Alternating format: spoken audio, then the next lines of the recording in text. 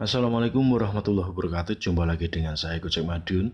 Oke, pada kesempatan kali ini saya akan memberikan tips khususnya bagi Anda pengguna metrik Apple ya. Terkadang nama channelnya itu tidak bisa tampil ya, hanya keluar angka-angka seperti ini. Sudah kita scan ulang, nanti suatu saat akan kembali menjadi seperti ini, angka-angka saja yang keluar. Ini sangat mudah untuk mengatasinya. Bagaimana caranya? Simak video sampai habis. Semoga Anda mudah memahaminya dan tidak gagal paham. Selamat menikmati. Jos.